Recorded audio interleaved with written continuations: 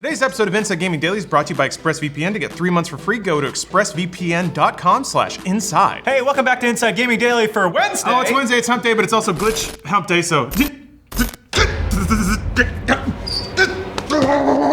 It'll make sense in a minute. I've never been more scared. Pro wrestling has never been the most realistic of sports, but WWE 2K20 has really taken things to a whole nother level. Oh my gosh, it's gonna be nothing but zingers this episode. So yeah, get ready for a hallway of failure and embarrassment. The game has only been out for a day, but fans have discovered that it's a buggy mess, and that's putting it very nicely. Much like people did with Mass Effect Andromeda a few years ago, people have taken to Twitter to post all kinds of insane clips of broken, glitchy gameplay. Yeah, God bless you, all you people who sent your $60 off to die, but at least we got some clips out of it. Let's get right to them. First off, we've got wrestlers convulsing in agony even when no one's actually attacking them. Yeah, in the business, we call that overselling. Come on, man. What about wrestlers watching themselves get powerbombed by Brock Lesnar? WWE 2K20, it's an out-of-body experience. I like Bob Saget era America's Funniest Home Videos right now. I'm more of a Bergeron fan. Or wrestlers getting slammed into steps that sink into the ring and disappear. We need slide whistles, we need everything. What else we got, Autumn? There is a slide whistle in the office. Okay, That's right, we don't need an actual slide whistle. Get Autumn the slide whistle right now. I need Yeah. it. Dragging myself across our... Hold on, I will actually go get it. I don't know where it is exactly, but the melodica would be a good substitute. Okay. I mean, what is... I just want to play melodica. I know you do. That's okay. I just want to play melodica. And play melodica. We also have some wrestlers zooming around in circles for no reason, rolling in one place while a match is going on, or having seizure-inducing brawls outside the ring. So that's fun for everybody. We're in uncharted waters. I don't know if I should start talking over this, or... There was also a wrestler who won his ladder match with a pinfall, which is not how you win a ladder match, but hey, a win is a win. Hair was also an issue. Some wrestlers had hair that floated behind their bodies. Others had actively glitchy pigtails, or lots of extra hair, or hair that blew in the breeze. Yeah, this is becoming like story time. I'm gonna put this down. Yeah, okay. There were also ring ropes that seemed to turn into active power lines. So that's just backyard wrestling when you hook a car battery up to the ring ropes. Yeah, we also saw clips of referees who appeared to be having intercourse with the wrestlers during a match. That seems unprofessional, even by pro wrestling standards. Also, a different kind of backyard wrestling match. Well, if it's in the contract, it's in the contract. Yeah, you gotta get in there. But it wasn't just the matches, was it, Autumn? The bugs also showed up in character creation screens, which were absolutely terrifying. Usually your eyeballs should be inside your head. I mean, I'm not one to speak for everybody, but... We don't want to judge. It's less easy for your opponent to grab it that way also, so... Other times, character models wouldn't show up at all. But in fairness, one of John Cena's catchphrases is, "You can't see me." Hey. I know, yeah. I know that I'm not cut out for wrestling because I try to actually make sense of all their dumb catchphrases and they don't make... Yeah, but he's huge. Anyway, even worse, some people started posting side-by-sides of older WWE games, and lots of times the older ones look better. Uh-oh. Even ones on older consoles, which is intense. John Cena definitely looks a lot better in 2K15 than in 2K20, but in fairness, didn't we all look better 5 years ago? No.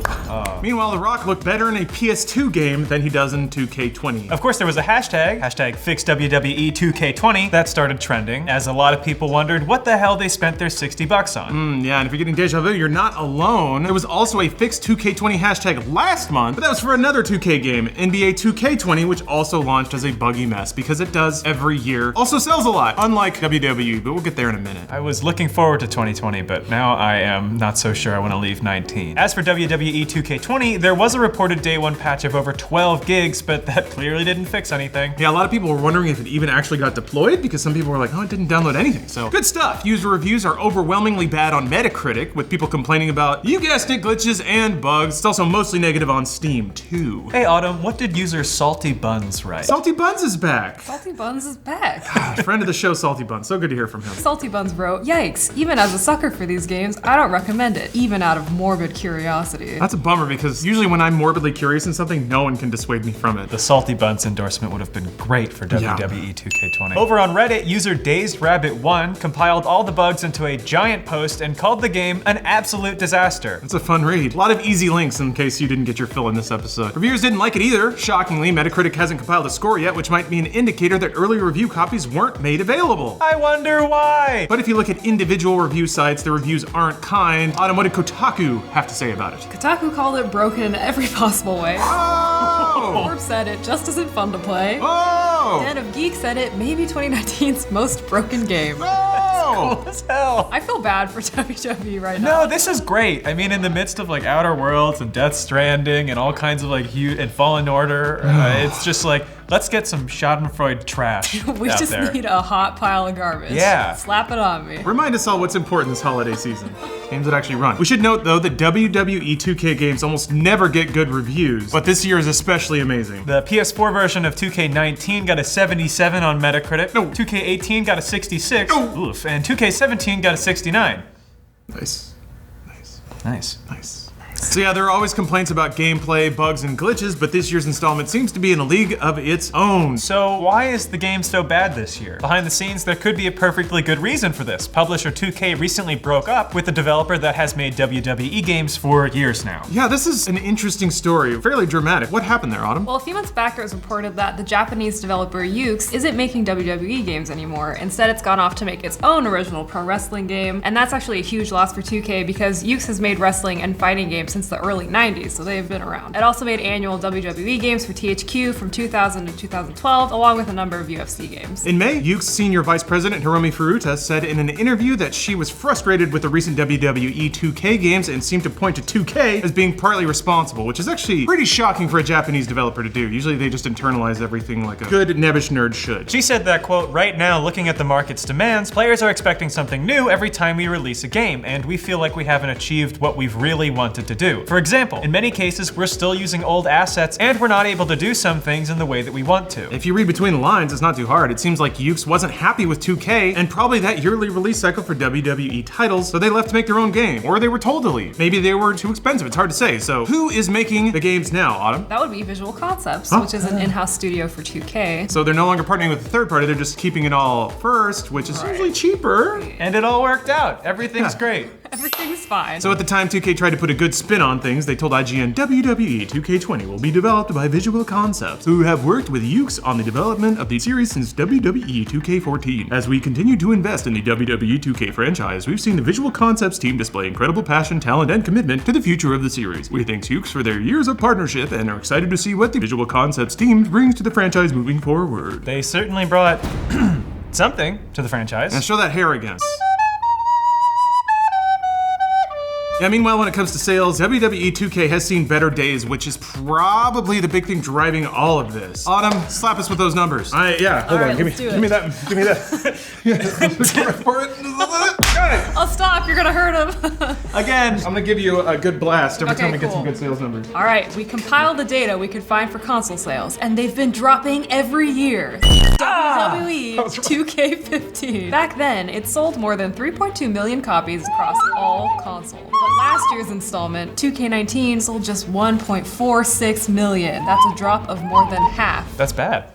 That's bad. Okay. You're right. So it's pretty safe to assume that a glitchy, buggy WWE 2K20 is the last thing that 2K wanted. Or maybe they just don't care. That is a theory that's offered by a lot of people who are like, those lazy developers, and they'll make us a video game. I don't know. I think in this circumstance, you could actually make a case for it. But I'll lay out my evidence soon. So yeah, theoretically, nobody wants to be the next Mass Effect Andromeda, which was dunked on repeatedly after people started posting GIFs of crazy facial animations and silly walks. Oh, what a good week that was, huh? Yeah. Doing the Connor walk around. Well, that's insensitive. But those look downright polished compared to the giant mess that is WWE 2K20. So yeah, hopefully we'll get some more patches to smooth this stuff out, but you gotta figure that this is doing some damage to the franchise overall. People don't like feeling ripped off on a $60 purchase, and it's a common complaint these days that developers release unfinished products and patch them later, especially with games on a yearly release cycle like the WWE 2K series. In the meantime, enjoy your floating hair. I shall. So here's what I'm interested in. Let's tackle a larger, weirder question here. Why is this happening? This shouldn't be happening to a series and a franchise that's as big as the WWE. So WWE 2K19 sold under 1.5 million copies, which is well under the expectations for any publisher operating at 2K's level. So something doesn't add up here. When EA lands 4 million sales for a big branded franchise, it's considered a loss. So why is 2K even bothering with a franchise that sells so poorly and is also complete dog shit in quality? This is a theory. just a theory. I'm just theory crafting here. It's possible that 2K is underwater on their licensing agreement and just wants to smother the thing. So the history here is odd and it kind of supports that theory. 2K parent company Take-Two assumed control of the WWE license back in 2013 from THQ when that company imploded. So we don't know what the agreement between Take-Two and WWE looked like at the time, and we still don't know now. Is there a duration of exclusivity similar to EA with Star Wars and the NFL licenses? Maybe that would explain it. 2K just has a few more years to get rid of this license and they've decided that it'll never earn enough money, so they're just cutting costs by moving it to an internal studio and recycling the same game. The whole situation feels really similar to like the shitty 1994 Fantastic Four movie that was just made on a nothing budget and was never intended to release. Or the way that like Marvel and Fox are fighting over X-Men, how Marvel just tried to bury the franchise to get the rights back from Fox and devalue it. Maybe that's what's happening here. Maybe 2K is locked into a contract they don't want to be in because it's not profitable enough. So instead of investing the money to try to make good games and actually sell them, they've decided that they're never going to hit profitability. So just cut costs, put out shit because you're contractually obligated to, and wait for the contract to expire. So they're tanking. Maybe. They might be pushing it down so far that WWE decides it's a bad look for their franchise and they revoke the contract. Who knows? But this is not normal. It's not normal to just release garbage and year over year invest less and less into it, especially when the sales are going down. So something's going on here. I hope we get to know someday what the full truth is, but sadly we don't right now. I may be able to do You Can't See Me, the John Cena theme, Okay. to take us out. How does it go? It's Dun, like, dun, dun, dun. Wait, I gotta roll up my jorts.